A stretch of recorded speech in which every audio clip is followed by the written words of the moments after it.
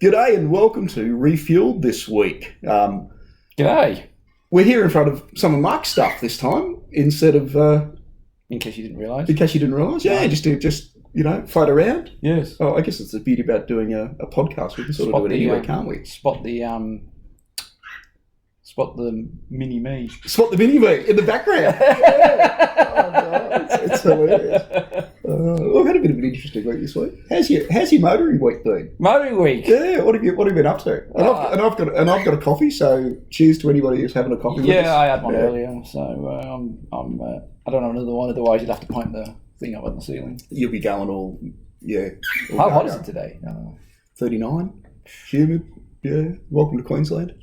So southeast Queensland, guys. That's 39 degrees. So that's 100 and C, brother. Yeah, 100 and something, 105. I don't know.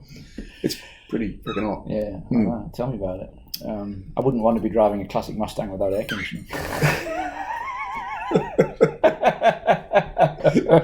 Good point. Probably a good thing I didn't drive it down here today. Yeah, just as well. Yeah. Absolutely. Well, it's obviously been a interesting week on motorsport front. It has, but we missed the week. I'm expecting how was your week? Did you break down again? We don't. Well, I don't break down. I mean, I assume you did. No, I didn't. I actually didn't break down this week. No, so I thought it's worth noting. No. I mean, I didn't drive any cars. Yeah. So it's so it might have helped. I didn't break down. That's one way to do it. The solution to breakdowns: just don't take them anywhere. Just don't drive anywhere. That's it. Just don't start the car. I found the perfect solution. Yes.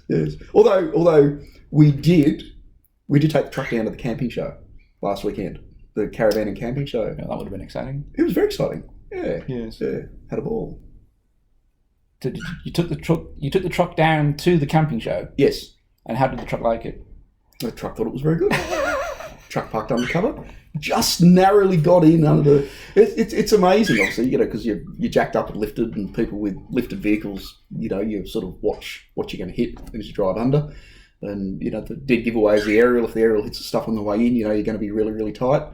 And the parking attendant looked at the truck and said, "Oh, you better go that way, out in the open field." It was about 35 degrees. I'm parking in the open field. I'm parking in the undercover. Might melt. Yeah, might melt. My Ford Dust. So we said, "No, we'll go that way." She just looks at you and just toured along, and anyway, the aerial just misses. So I go, "Yeah, we're right." That's why you need a button. She's good. I need a button. Not a nose lift button. We need a chassis drop button. We need a chassis drop button. That's something else we could invent after my ingenious invention last week. Land Rover invented that like 20 years ago, 30 years ago. Oh, okay. Yeah. Well, I don't think they invented it. I think Citroen. Did Citroen invent it? Not sure. But yeah. I can attest to the lowering button. Yeah. Well, Citroen invented, obviously, they could jack their car up with one wheel, didn't they? So you could change a tyre. Yeah. Yeah. So, but yes, we use our button. Use your button quite regularly? Quite regularly when we go into car parks that have got low thing. Yep. Drop it down. And fair enough. There you go. Here we go. Excellent. So I went to the caravan show. Yes. So have a look at caravans and things like that. It's sort of motoring related, isn't it? That would have been just so exciting. It was fantastic. Oh. Yeah. I didn't buy a caravan. Well, that's because you've only just bought one. Yes. But we went to look at more. So you don't go to motor shows anymore. You go to caravan shows. We don't get motor shows anymore. We're just looking at the LA Motor Show. When's that? November this year. So maybe that's the next motor show. But where are the motor shows in Australia gone? I mean, you get the car show. Yeah, you don't. But you don't get the full-on motor show. No, you don't get them anymore. We used to have them all the time, and they used to be in every state. The same thing happened in the UK as well. We said the British Motor Show was brilliant. At it was a great weekend out, wasn't it? It was. Yeah. You used to be able to go. My old workmate had a Porsche 911, and he had a. This is way back when, and we used to get free tickets to go VIP Porsche stand, so we didn't have to mingle with all the plebs. It was only available to Porsche owners basically. You could go through the gates, and you could then have free refreshments and check out all the that'd be all right. The cars and stuff without mingling with plebs. Yeah. So I rocked up in my 1989 Ford Sierra. And they pretended they'd put on the Porsche badge. Oh dear.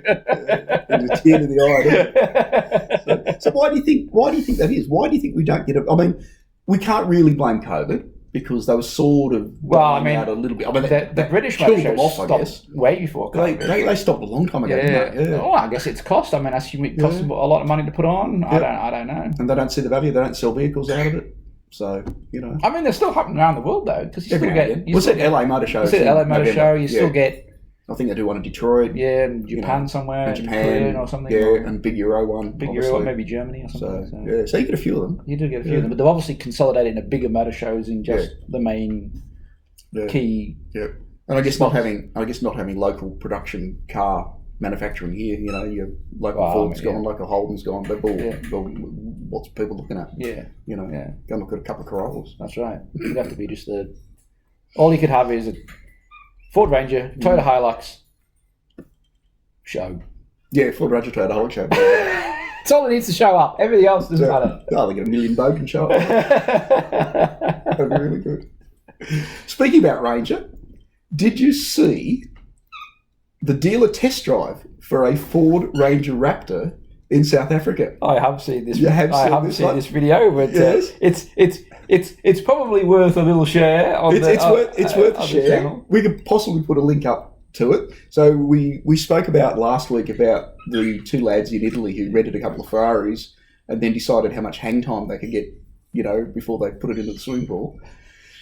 Well, how would you feel if you just bought a Ranger Raptor and you're waiting delivery and your test driver thought, oh, well, I'll just take somebody else out? I mean, look, that happens all the time. Yep.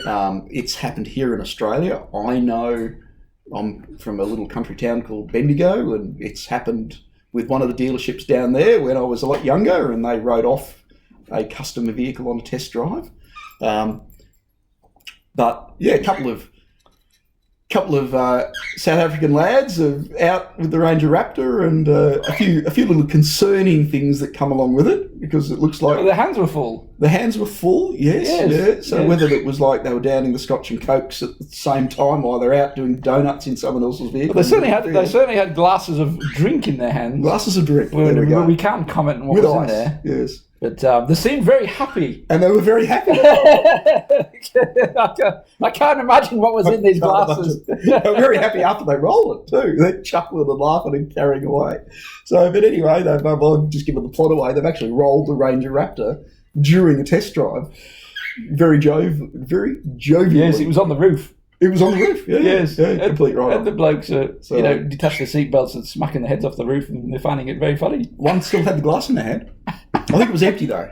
I think it was definitely empty after that. It's all over them. It's all over them. Oh, dear. I can just imagine the phone call to the customer. Yeah. About that order, we've got a slight delay. Yes, why? We were doing the PDI, and we noticed just a little bit of a defect, so we're getting that fixed for you now. It's been damage in transit. Yes. All over. All over. Yes. How would you feel ringing up the boss, though? Yeah, the dealer principal. Mate, can we just get another Raptor in? This colour, this spec. Just don't please ask any questions why. It's sold. It's already pre-sold, yeah. And we'll use the other one as a demo, though. The other what? Yeah, that's demo. That's demo vehicle. It's definitely been demoed. Demo Derby, by the sounds of it. Oh God! So there's been a little bit of stuff that's happened and floated around this week.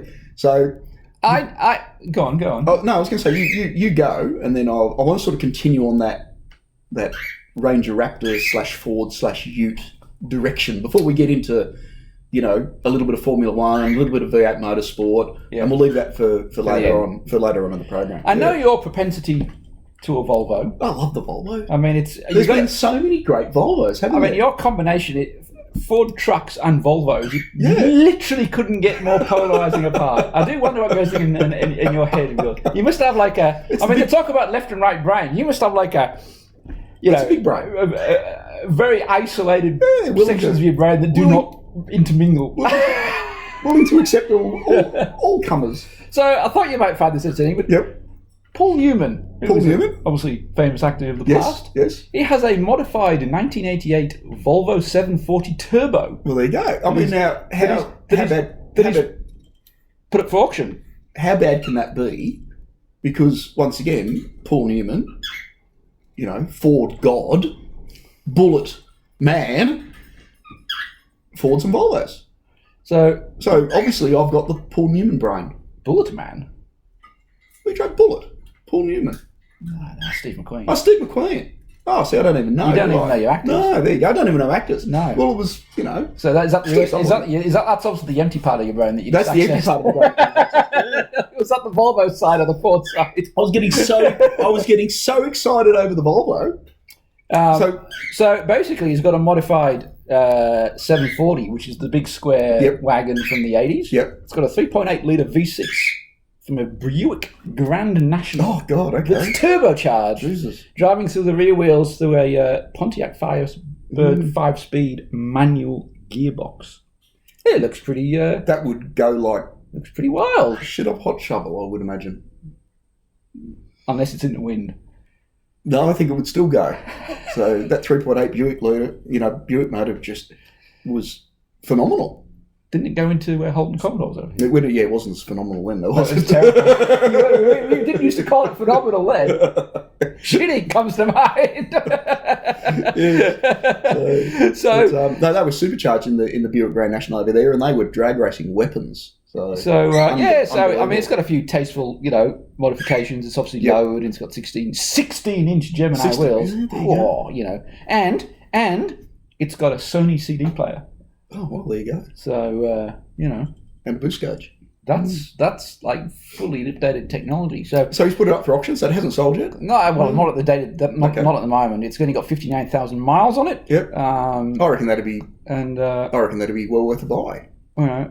Paul Newman or Steve McQueen intended. I still reckon that's a fair call. So, so we'll see. What a vehicle! Nothing wrong with that. I mean, you got to ask why. You got to ask why, I guess. Why selling it? Well, no. Why would you do it? Well, why wouldn't you do it? Well, I can understand why he put a Buick in. He's probably done 3 million miles on the original engine.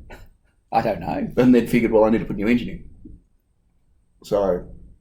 Well, I don't know. As opposed to rebuild the original. Yeah. Well, I don't know what was the trigger to put the engine in. Whether it was that or whether it was just I'll do it anyway. I want more power in my Volvo. More power in my Volvo wagon. 740 wagon. Yep. Square box on wheels. That'd be awesome. Interesting. I could do that. So I thought you'd like that being a Volvo. Incidentally, when I bought our Volvo, I went and told the wife that we're buying a Volvo, and she thought, not one of those square things.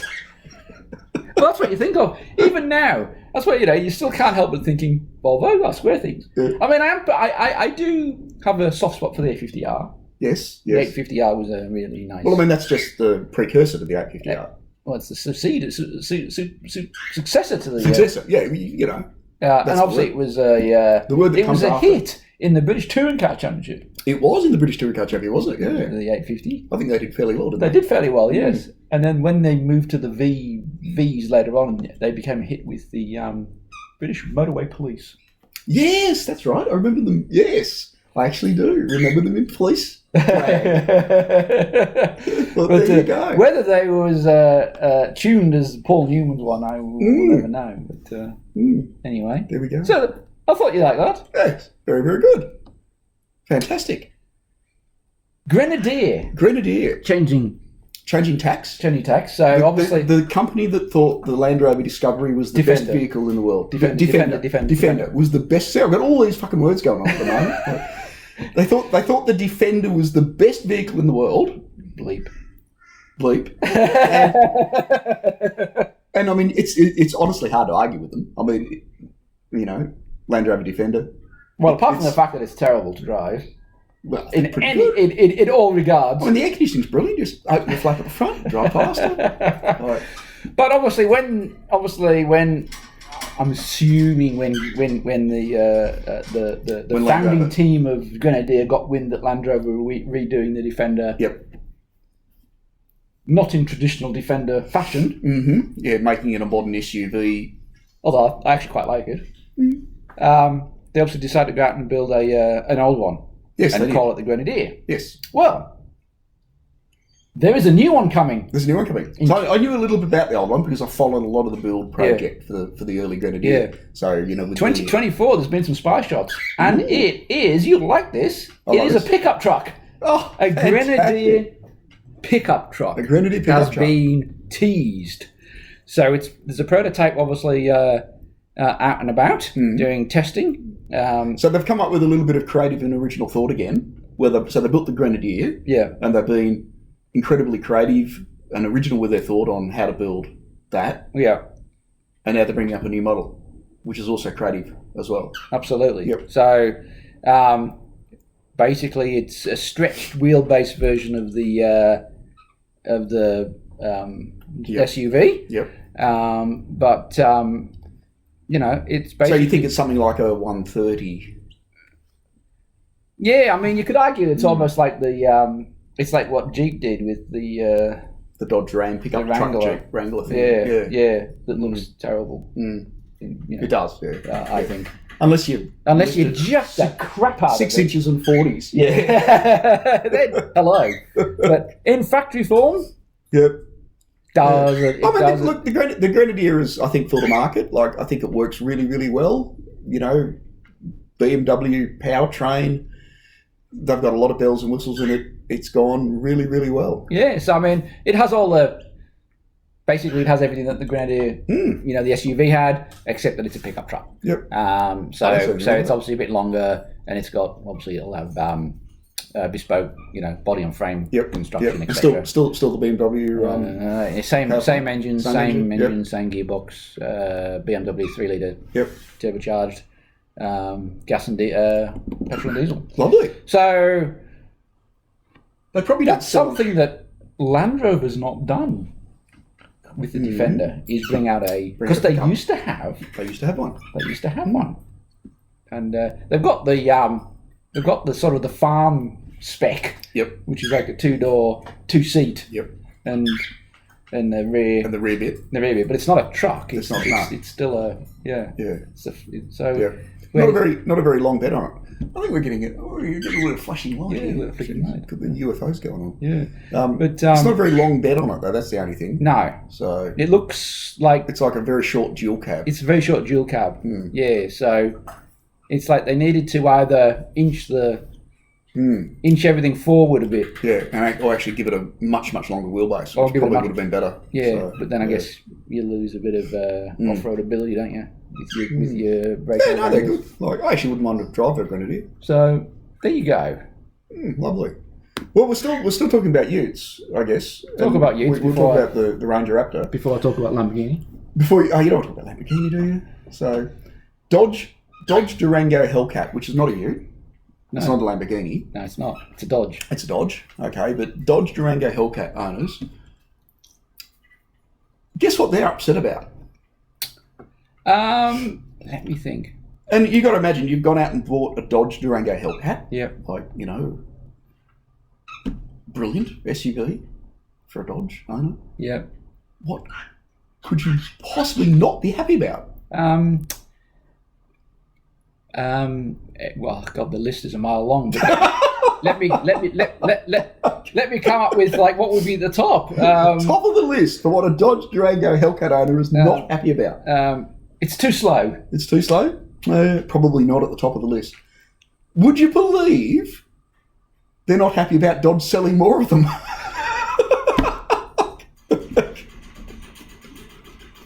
I mean, go figure. I mean, we're only talking about this with Toyota Corollas and GRs. Yes. And Toyota selling as many as they possibly get. Yep. Wait till the Toyota owners and the Toyota Corolla GR owners find out wind of the Dodge owners.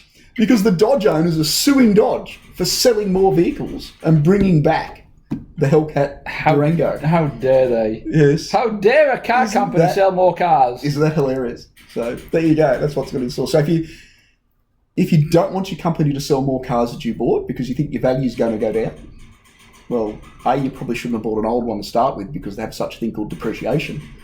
And so the company's going to sell more to make as much money as so possibly they didn't buy the Dodge Hellcat because they wanted a Dodge Hellcat to drive around, etc. They bought one as an investment, obviously. Yeah, they bought one as an investment. Yes, they won't put any miles on it. They'll never drive it, and it will go up in value. Perfect. Yes, that's what all cars do. Makes sense. I have to talk about Lamborghini. Have to talk about Lamborghini? Okay. One of our favourite cars must be the Aventador. It is one of our favourite cars. It is the Aventador, yes. And obviously the Aventador is no more, unfortunately. But They're going out with a bang at all? well, I hope not, because it may upset the Lamborghini owners. But there's more information coming to light about its replacement. Right. The Aventador replacement, codenamed LB744. Right. So obviously LV744 means it's going to be electric. It's not going to be electric. It's going to be a hybrid. Okay. It is going to have 3 motors. 3 motors? 3 yes. electric motors. Right. And an 6.5 litre V12. Assisted That kind of makes me a little bit happy. Assisted by 3 electric motors. So Lamborghini have, basically almost stuck 2 fingers up to the electric vehicle industry. Yes, by saying, well, we're still going to do it. Yeah, we've got an electric vehicle, but it's still going to have the V12. Yes, lovely. Which is brilliant. It's only going to have 1,001 brake horsepower. Is that on motor alone, or is that combined? Well, I guess that's combined. That's combined, right. That's combined. I would imagine that the torque figure is mighty high. I don't have that, and I imagine the acceleration is going to be crazy. Yep. But Isn't it fantastic news for motoring, though? It is, but the other interesting thing is its construction. Okay. They have got a painted forged composite chassis. Okay. Which Lamborghini is saying is going to be lighter and stiffer than the Aventador. Yep. So if you couple that with 1,001 horsepower and probably instant torque assisted by the electric motors, I can imagine this being one of the fastest super duper duper cars on the market. Yep. So there has been some leaked photos, but will it beat a Navara? Oh no, of course not. Won't beat a Navara. No, nothing can beat a Navara. We're not talking about the Rivian here and just mispronouncing the name. By the way, it's the Navara is notoriously the world's fastest. It's the Nissan vehicle. Navara, double dual cab pickup. They pass you on the freeways all the time. You can't keep up. No. I mean, those things do what? 1,000,000 miles an hour. Yeah. That's not even in top gear. No. Well, I've got that park race. Yeah. That's right. Yeah. Thing. Yeah, they've got like flux capacitors and everything. Yeah. And everything. And the drivers. The drivers are. I mean, look. I mean, that Ayrton Senna, Michael Schumacher, Lewis Hamilton, Max Verstappen. Yep. If a Nissan Navara turned up with a Nissan Navara driver, not any old driver. It has to be a Nissan Navara driver. They're no keeping up with them. Yeah. No. Christian Horner would be going, Jesus Christ, we need to redesign our iPods. That's right. Again. What is this thing? Maybe Mercedes should be driving Nissan Navaras this year. Yes, and just put Hamilton in there. He'd be unbeatable. He'd be absolutely unbeatable. If you combine it with the Land Rover electric up and down. Yes, but the Mercedes dual cab ute, it's no longer in production. Was a Nissan Navara. Navara that Mercedes took and rebadged. Yes. Yeah, I saw a couple of those on the road today. I thought they were ridiculous. So I don't know whether they're as quick as a Nissan Navara. Probably not. No, because it's all driver. Yeah, there's a lot of that in driver. Yes. So when Mercedes did it, they upped that, whether they're able to still maintain the Nissan power. But I mean, Mercedes could try. Yep. I mean, they've just got to put their caps on backwards and wear a fluoro shirt. Yeah. Maybe just take the 3-point start and put the Nissan. Just put a Nissan badge on in Navara. That'd be fine. On the truck, and I mean, for all intents and purposes. I guess that's how do you make a Mercedes dual cab better? We put Nissan Navara badges back on it.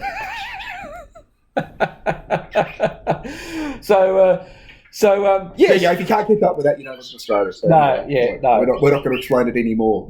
So we obviously tried to revolutionise the EV world last week, didn't we? With what we discussed and what we presented. Yeah. And you did a little bit of research on that. And you found out it's already been done. It's been done to death. Yeah. So your mobile power station. Idea. It's been done. Yeah. Right. Yeah. 10 years too late. Okay. So, but I was on the right track. Yes. I think I've made. You were just last on the track. I was just last on the track. Yes. Everybody else has been round, finished, checkered flag, celebrations, had the dinner, and gone home and moved on. And then 10 years later, you turn up. Oh, I've got an idea. I thought it was a great idea. So it shows you that I was just out there having some radical thinking. So, I think if I'm looking for, you'll be inventing the wheel next. There's nothing wrong with the wheel. Why would you change it? So, I was doing a little bit more homework, like on the Tesla, and found out that they actually have like a caravan style motorhome thing that they've been playing with as well. So a Tesla caravan. Now that would be caravan. Cool. Yeah, that would be the only caravan I'd ever buy. Oh, there you go. A Tesla caravan. Yep. You can tow that behind something that you can tow that behind. It'd be the fastest caravan. It'd be the fastest caravan towing behind a Cybertruck. Oh, could you imagine? Yeah. I mean, again, second only to Navara, towing anything. Yeah, there you go. So, but it's going to be interesting to see the future that we live in. In fact, a Navara towing a trailer with gardening equipment in it. Okay. Is probably. And when they hit the 1,000,000 miles an hour with the gardening equipment, the fastest setup. It's probably the fastest. We're digressing here, but that's probably the fastest. Yes. That's probably the fastest setup. Yep. Known to human history. Yeah. So, be interesting. All car manufacturers are obviously doing EVs. All car manufacturers doing EVs. Some better than others. Ford have announced a deal with Volkswagen to take their ID platform. So they're going to be building electric vehicles on the Volkswagen platform. Couldn't come up with their own. Probably not. No. I know Jim Farley was talking to the media again. He's completely. I mean, there's no great news. Is that he's completely furious with dealers charging, yes, markups and things like that. So I'm going to predict that Ford are going to have a Tesla for sale system for their vehicles going forward. I still say that system's the way forward. Yep. I'm going to say that. I mean, they've been. I think we've reported before that he's, been warning dealers that they can't add on. He believes that cars should be bought at an advertised fixed price, and that's it. Yeah. Like you buy it. This is the price it's advertised at. That's the price you buy it at. You pick it up and drive it away. Yeah. If you can't tell me that is not leveraging into Ford online sales network. Yeah. And you'll see that go across the world, and you see all 4 dealers will shut down. So, and and in all honesty, is that the best thing for Ford to do? Well, I can't speak for the world, but our experiences with Ford dealers here in Australia are atrocious. Oh, yeah. And in fact, most dealers for most brands are useless. That's terrible. Right. Yep. Terrible customer service. They rip you off blind, whether it's sales or servicing. Yep. I mean, they're basically there to pull your pants down and rod you up the wazoo. But it's supposed to do that, isn't it? That's their typical answer. Like while you're driving, the gearbox is supposed to go back into park or neutral. Yes. Yes, I know they're designed to do that. So, well, it made current affair, I think, last week or this week, Ford did with their 10-speed gearbox. They've had a lot of problems with it. Yeah. Again. But I think most manufacturers are going to go EV. I think Ford are going to step up and they're going to start selling their vehicles online. Like I think they've actually seen that Tesla has created a new way, and companies have to try and invent new ways to be more profitable all the time.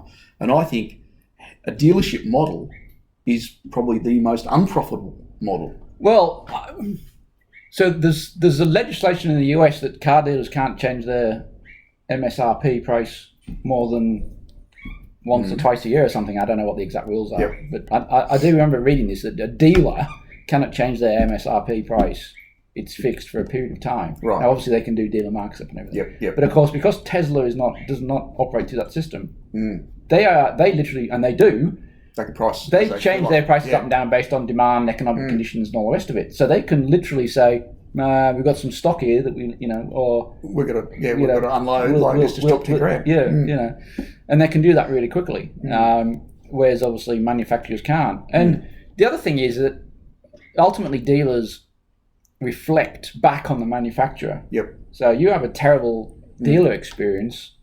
It's not only reflects badly on the dealer, but also reflects badly on the manufacturer. And the manufacturer can't necessarily control that dealer experience as well, can they? That's it. Because let's face it, dealers are independent companies. So I think it would be fantastic if I think you're going to see it coming, like in all honesty, and I think you might see that model then. you start to think, well, okay, a startup company can obviously start up the way they want, and of course they build a business around what they're actually doing. You've got everybody else who's been running for 100 years, maybe not 100, but close enough, everybody else running for that period of time. Yeah.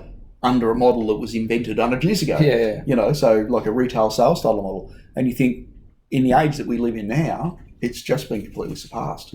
And there's your instant saving on your vehicles. That brings the price down across the board on most. Well, and then Ford can just, they don't have to. They're not paying the middleman, are they? So they're not paying the middleman. Yep. You would think they would make the manufacturer more profitable. Because they're effectively dealing directly with the customer. Yeah, absolutely. Yeah, it is the model going forward. And I think anybody who doesn't adopt it won't be here. If they survive. Yeah. Well, it's one of the reasons why I think Ford are going to take this actual tact, is because it's going to be the only way they're going to survive going forward. Yeah. And I just don't see another way to it. No, so I think Ford might survive. I think General Motors may not survive, Yeah, I don't think GM will survive. No, not under the current. Yep. No, I keep saying we're going to see the demolition man of business going forward, where there's one retailer left called Taco Bell, and they sell everything. It's strange. Go and watch the movie again, and you don't tell me whether you think there's a lot of that stuff that's not coming true. So there you go. Absolutely. All the manufacturers are starting to bring out their EVs. They're all bringing out their concept drawings, they're all bringing out their plans, they're all doing that. Bentley has brought out their EV. And you can't tell me, we're actually looking at it, you can't tell me that that's not a good-looking car. That's definitely an EV you would line up to get. Because a lot of EVs are a bit atrocious, like the Cybertruck, in the way they look. Like the F-150. Well, at least it looks like a truck. But, yes, we have a bit of a soft spot for a Bentley Continental GT, don't we? We certainly do. Two-door coupe. And I think they've done that complete justice with... Bentley's latest products are just really good looking, I think, and you can see a hint of Continental GT, but it's just Arc's design. I hope that they actually. I hope they do that. Yeah, you know what it's like. It comes to production and for safety and crash protection and all this other stuff. They've got to bloody change the thing. Yep. But and they're looking to debut that late 2025, early 2026. So it's going to be there. But it's interesting when you look at some of the cars that are actually coming on an EV front. Yeah. And one of them's called a canoe. It looks like a canoe. It looks like a canoe. And once again, like Grenadier, they're doing a pickup truck and well, I'd like to call that a van, but I'm not quite sure which is the front and which is the back. Yes. Because it looks like they've designed a bit of a push me pull you. They have, haven't they? Yeah. It's a bit of a push me pull you. So they've basically done a half a car and then flipped it. And designed the other half car. And then meld it together. Yeah. So, but there are some great ones. So maybe we need to do a little bit of a what's coming in the EV front. Yeah. And then if they ever come. Yes. A DeLorean Alpha 5. Oh. That's going to have a flux capacitor for sure. It's got to have a flux capacitor. Yep, there we go. And they won't need a lightning strike. They won't at all. Yes, definitely not. So it's interesting they've got the Ford covered up there. Yes, lovely. But there's a few interesting EV cars. I mean, there's 50 or so there which are coming out in the next few years. So we're certainly not going to be short of having an electric. And I think we're not just going to get electric Hyundais and electric, beaters. We're actually going to get some seriously nice looking cars. I hope so. Yeah. I hope so. And I generally, in all seriousness, I know we joke and all that sort of stuff, but in all seriousness, I hope we do. My fear still is that it's easy to do a CGI mock-up of a coming EV, but it's much harder to put that into production profitably for most ICE manufacturers. Yeah. So unless you just have straight panels that you just bend together like a Cybertruck. I reckon I could do that in my backyard. Well, why don't you? Well, I might. I just get a couple of sheets of aluminium from the local bloke and I'll just bend them up myself. So how hard can it be? I bet it looks cool in real life. We've got to have a look at it, don't we? We're going to have to have a look at it. We've got to have a look at it. So there we go. We've got a difference of opinion here. Well, maybe, I don't know. You might like to walk on the moon. It's called exploration. You're a Star Trek fan. I am, yes, but I'd still take a high revving V8 and a manual. You wouldn't do very well on the moon, would you? Oh dear. Well, I guess we should talk about motorsport. We've got to talk about motorsport. We have to. And we've been badgering on about these bloody cars. I think we'll touch Formula One and end on V8 Supercars because I think we've just had our first round here. We have, yes. So we'll leave that to last. Well, just before we go that, I'll just say there's also the Mexican round of the World Rally Championship coming up this weekend. And Ford have done fairly well, like the Ford team. I think they've been 2 rounds so far. I think they've won one, not won the next one, but okay. So they've won one with their drivers. Guess who? Do you know? I mean, it's probably one of those things. Like most people watch Formula One. Yeah. You know, they watch their local motorsport. Like we watch Australian V8s. British, they watch their V8s, and in Germany they watch their DTM. Their DTM, and in America, you've got NASCAR and all that. So everybody has this sort of field that they sort of watch. You find that a little bit of rallying is, it's almost a little bit niche market. While it's a huge audience, it's still a little bit niche market for everybody else. Yes. Do you know who sponsors the Ford team? Is it Red Bull? It's Red Bull. Yeah. So isn't that interesting? Yeah. Red Bull and Ford in rallying. Yeah. Red Bull and Ford in Formula One. And we've talked about this before. But not Red Bull and Ford in Australia. No, that would be General Motors. Yes. So it's just bizarre, isn't it? So you find that Red Bull, Ford connection. I used to love, and when I say love, I mean with a passion, WRC. But this is going back years. Yep. I stopped watching it when they changed to like maximum engine size of like 1.3 or something, and back, I don't know when that was. But I know like Red Bull used to be in with VW, I think, because they had the VW Polo or something like that a few years ago. Yep. But obviously you had the Group A's, which was just ridiculous. I mean, that period of rallying was insane. Well, they used to run it. We used to get around here. I'd be like to WRC round, brilliant. That's right. Yeah. And then I used to watch it when we had the like the Sierra Cosworths and the Toyota Celica's and obviously the Lancia Integrales. And then we went to Escort Cosworths, Subarus, Lancers, and all that period was great. And they were still they went from Group A and then they turned it down. We went to a maximum of 300 horsepower from memory for the Subarus and the Escort Cosworths, etc. And then we just went super small. And that's when I stopped watching it. So I haven't watched it in years. Yeah, it's sort of dropped out. I just don't think. Well, we never see anything here anymore. They don't do any marketing. And you think, well, with the advent of Formula One and the marketing they do and the take up, that shows you how you run an international sporting competition. Yeah. And Formula One, I mean, rallying, have sort of just floated around. Yeah, I don't know whether it's gone down in popularity. I would have thought so. I mean, Group A rallying was insane. Where they were belting down those tracks with literally people in front of the car getting out of the way. In front of these ridiculously powerful cars. Yeah, so it'd be good. We just don't see enough here, I think, which is what it is. And God knows why. I remember I used to go and watch the, as it was back then, it was called the RSC Rally back in the UK, British Round of the World Rally Championship. And they used to have it all over the place. And you could go watch like a stage, and then the drivers would finish the stage and then drive on the main roads to the next stage. And I literally follow them. I remember following Carlos Sainz. Oh, wow. Yep. Literally, I was in my car and I was behind him going down the motorway, and it was Carlos Sainz in his, I think it was a Toyota Celica. Yep. Yeah. Wow. Yeah. There you go. So they were driving very fast. Yes, no. Yes. The plod behind them or something. Well, no.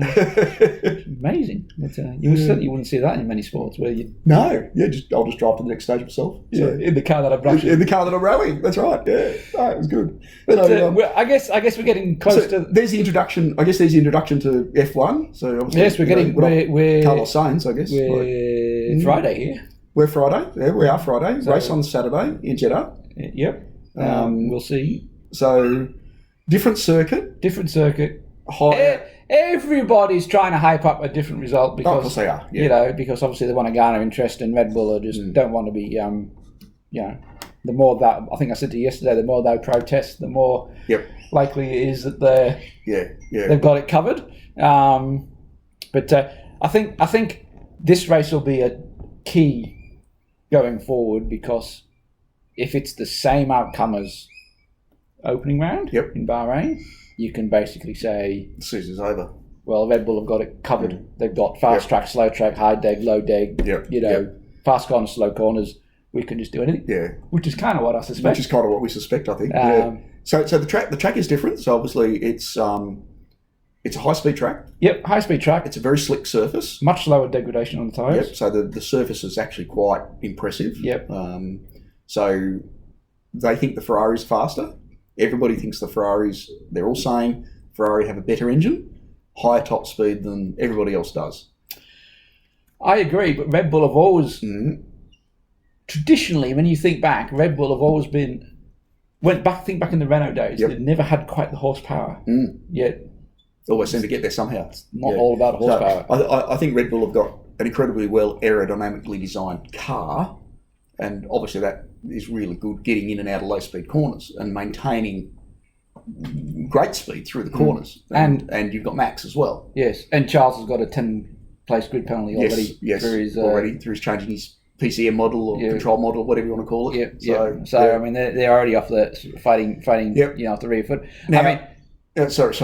All I was going to say is, if Red Bull are dominant again, I just hope that Checo makes it interesting for us. Yes, you know, Red Bull turned their engines down, didn't you, during the first race? Yes, absolutely. They were cruising. They were literally in cruise control. Yeah. I mean, they could have gone so much quicker if needed. Yeah. So I think, and Max, I think, has come out and said, don't write it, don't write everybody else off yet. Ferrari's a bit of a challenge. They've got this, they've got that. I think when you listen to actually what he says, I actually think he's saying nobody can beat us. Yeah. And he's not actually saying that, because that would be seen as maybe, a little bit too forefront. So maybe he's learned a little bit of tactics over the years. I'd say so. He's probably a bit smarter now. I think he's a bit smarter, a bit more mature as he's aged a little bit. And I think he's being very careful and very clever in what he says. Yeah. Not to think that everybody thinks, well, they're just going to go out there and cream everybody, and that's what they're going to do. I mean, you don't want to say, well, we're just going to cream everybody and then not. I guess. That's probably true too. You'd look like a rat ass. Right. But I mean, I think we can write off Mercedes. I'm afraid. Yep. Aston Martin. Let's see how they go this track. Yep. I think this race will be the one, because they come into Australia next, which is sort of a little bit of both, isn't it? Yeah. High speed, low speed, and that'll be a fantastic race here. I think we'll see Daniel floating around. I'm sure we will. Yep. I'm sure we will. So Red Bull will be up in front with Daniel, I think, in Australia. But I think once you get these two rounds out of the way, and I think if you get the same results again, it's going to be really interesting. Yep. I think it's going to be, can Alonso make it interesting? I think it's, can Alonso make it interesting? Can maybe Carlos do something? And obviously, can Checo do something? Yeah, can he come back through the grid? Yeah, after his bad start. Yeah, well, that's interesting. So there we go. So, winner for this weekend's race? Let me see.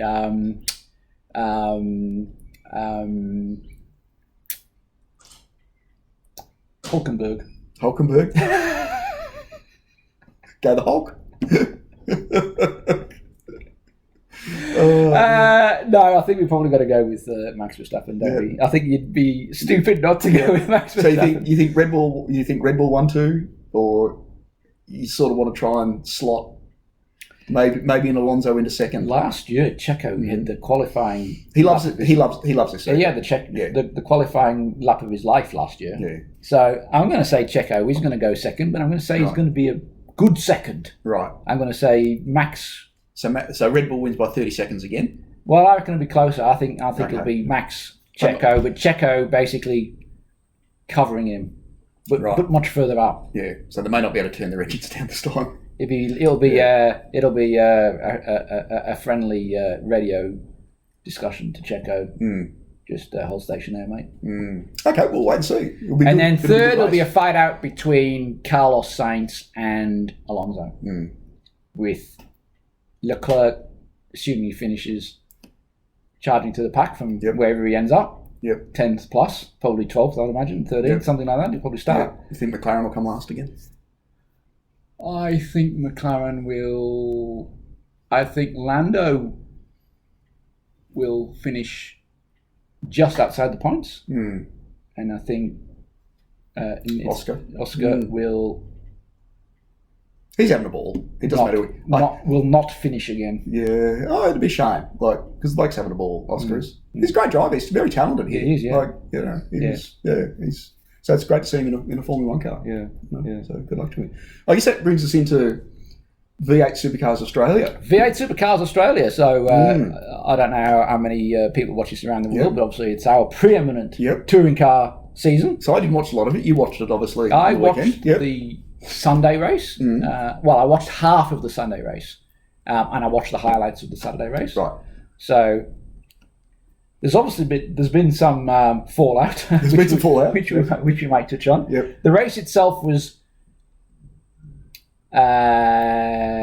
showed once more the strength of Triple Eight Red Bull racing team, who dominated the industry for a number of years, haven't they? Really? They came first, second on Saturday. Yep. Then subsequently disqualified for the placement of their cooling. Yep. Driver cooling. Yep. Which should be under the passenger seat, but it was under the driver. So that is under appeal at the moment. Yep. Because they claim they had permission to do so.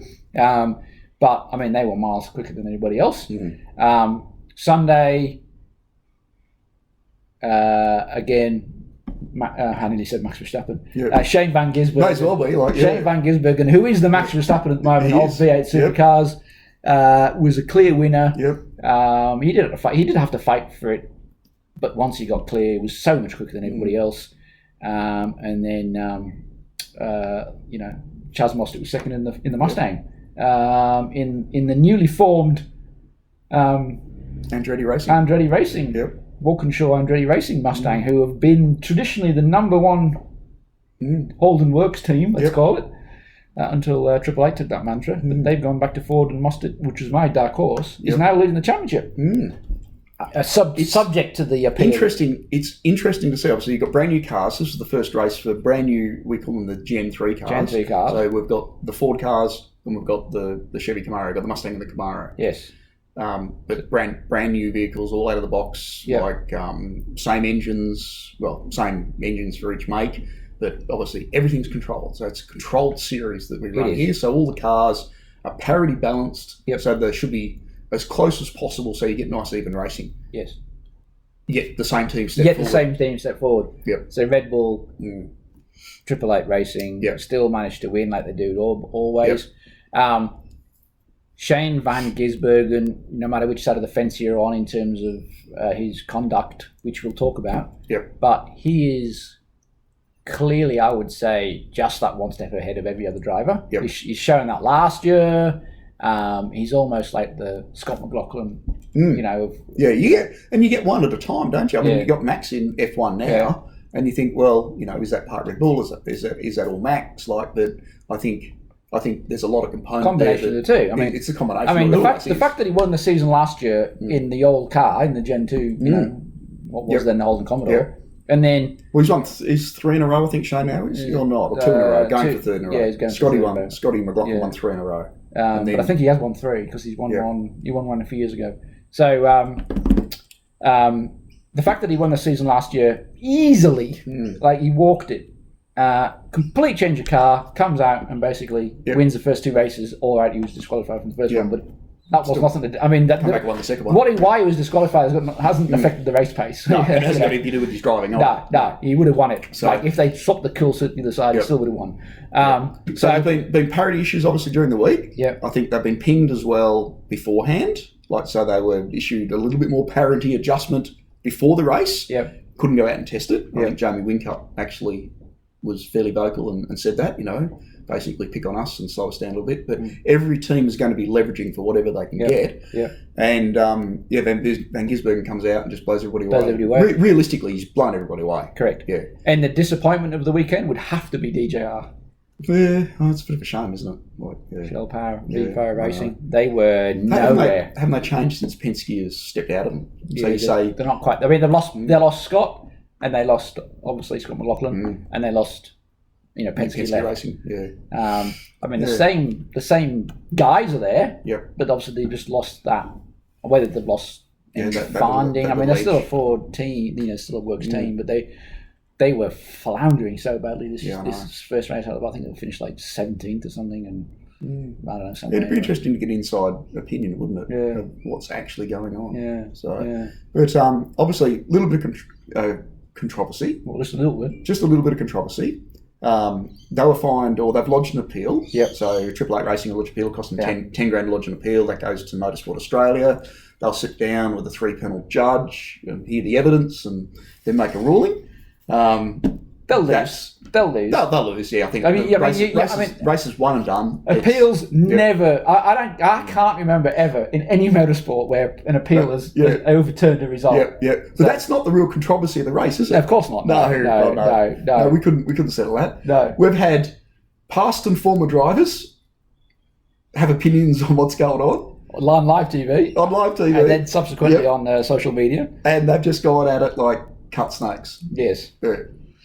So, obviously, Shane van Gisbergen has a strong opinion of V8 Supercars, of the Gen 3 motor car, and probably a little bit about his disqualification as well. Yes, as you and he let that be known by his press conference. By effectively not having one. he basically sat there and went, I ain't answering any questions, I'm going to let my driving do the talking. Yeah, so I think they've obviously got in their contract or in their agreement with Motorsport Australia that they've got to turn up at the press conference. Yes. I would say, unless something's gone wrong. So, but it doesn't really have to say they have to say anything. No. Exactly. Well, exactly. Yeah. So the background is that it would appear that Shane van Gisbergen is unhappy with the direction that V8 Supercars has taken with the Gen 3 vehicle, and he has voiced his concerns about the car generally, not talking about Red Bull here, but I'm talking about the concept of the car to V8 Supercars throughout its development.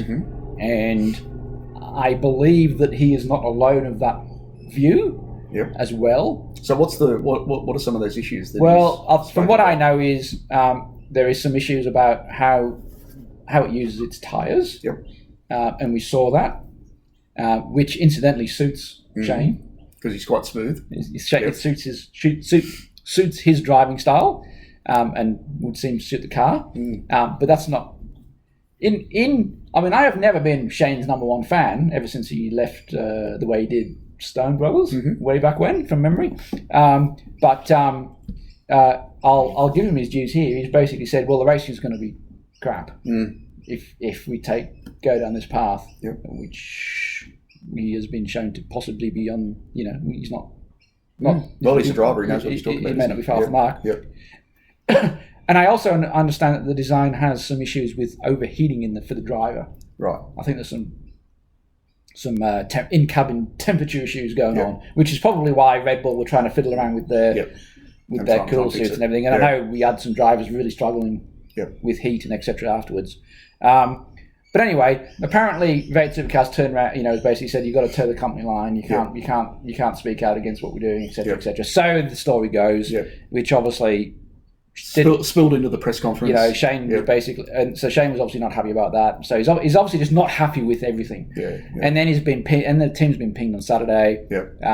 And he's basically turned around and said, I'm not going to say anything. I'm just going to let my driving do the talking. This is what you wanted. Well, this is the way it's going to be then. We've got good old Mark Skaife. So we have a multi-time world champion who's now since retired and is. So he's Fox 8. Or Fox Sports motoring journalist, and he's on the board of V8 Supercars. He's on the board of V8 Supercars. He's probably heavily involved in the design of Gen 3, I would imagine. And he's obviously the lead commentator on Channel 7. But on air, he basically got well and truly stuck into him. And basically said that as the V8 Supercar champion, you've got rights and you've got responsibilities to be an ambassador and to present and all the rest of it. This was live on TV.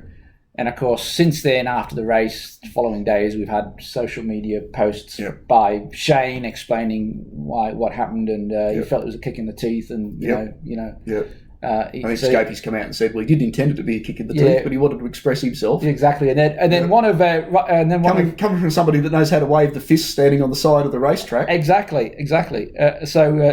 Speaking of which, Skaife's best mate Russell Ingall has come out and obviously got stuck into Mark Skaife for what he said. Yep. So you don't know what Shane does in the background to help V8 Supercars and all sort of stuff. So all is not happy. Yep. In the world of V8 Supercars amongst the teams and the and the body itself. Yep. And some of the pundits and ex-drivers. It certainly makes for interesting racing, doesn't it, though? But apparently Mark Skaife flew up to Queensland to go to Red Bull and to clear the air. Right. So last I heard he was going to leave that till the next race. No, apparently. So maybe it's a bit more serious apparently than what it's it come up. actually is. Because if you remember, he used to partner Craig Lowndes for Red Bull in the Enduros when Mark retired. Yep. Full driver, full-time racing. So he has got history with Red Bull as well. Yep. Mark Skaife is a polarising character, I guess. Absolutely, he is. Yeah, absolutely. And so is Russell Ingall. We love Russell. He's brilliant. So go Russ. What do you think about Shane's conduct? I think he probably should have just said a few words at the press conference about the race. Yeah, well, it's like the playing on a football team, isn't it, or playing on a cricket team, and you get a bit of abuse from somebody else, and it's look at the scoreboard, mate. Yeah. There you go. So, I commend him for what he did. It makes for interesting reading and viewing and discussion. I semi-agree with Mark Skaife, only semi-agree, in that as the champion comes to press conference, he probably should say something about the race, and then basically say, I'm not, and he might need shut down. He might need a couple of extra points of diplomacy, maybe to get going. So, because you don't see that often in motorsport. When F1 drivers aren't happy about something, they generally do what's necessary. Well, I mean, not always. They get in and punch the other bloke sometimes. Oh, they do. But that's happened. That's happened here as well. But so interesting. So we'll see how that continues, I guess, and how that develops. Yeah. Well, I think what you said that I find really, really interesting is Shane Van Gisbergen, as what he said about the car, about it not being as good as what it can be. And I mean, this is a multi-billion-dollar development that they've gone into. Yet it favours his driving style. Well, it does, but he's. I mean, I think what he's basically said is that it's not good for the series because it's not going to produce. It's not going to be competitive racing. Good competitive racing. But hey, it's great for me. So if that's where you want to go, fine. I'll just win every race. Yeah. Yet to see. Probably wouldn't say too much more. We'll wait and see if that's what you want. Yeah. So wait and see. So their next race will be with the Australian Grand Prix. So that's going to be a big one. So we're going to get V8s and Grand Prix to talk about. All in one hit in a few weeks' time. I wonder what Daniel's going to do. He couldn't be seen dead at Red Bull 888 racing, could he? He's going to be all over the place. I mean, he's going to have to split himself in half and put a Ford half. Well, you can't. He's got a Ford half and a Red Bull half, hasn't he? So you can't go to Red Bull Chevy. He's going to be the most prolific cross-dresser at the Australian Grand Prix. I bet he'll be the most in-demand person from a media. Yeah. Just imagine him as the media personality for the race. Could you imagine, you got Max, you got Checo, you got the car, and the media just goes, and we've got 100,000 people lined up to get Dan's autograph. Yeah. And that look, that's what it'll be like. Yeah. Like, he's incredibly popular, and I think everybody loves him. Yeah. So it'll be good to see. Yeah. So maybe we should go down and have a good weekend. And you line up for Max, and I line up for Checo, just to make sense of it. Yeah. I'll stand at the McLaren stand. There'll be nobody else there. Unfortunately. So it'll be interesting to see anyway. So F1's this weekend. Which is probably the next one we'll talk about. And then we're going to be leading up into the Australian Grand Prix. Yeah, which should be brilliant. So with maybe some other motorsport news in the meantime. So which will be good. And Tesla Cybertruck news. Tesla Cybertruck news on Mars. And on that controversial note, we're off again. we shall end this week's chat. Thanks for joining us, guys. Always a pleasure. We'll talk to you again next week. See you later. Ciao.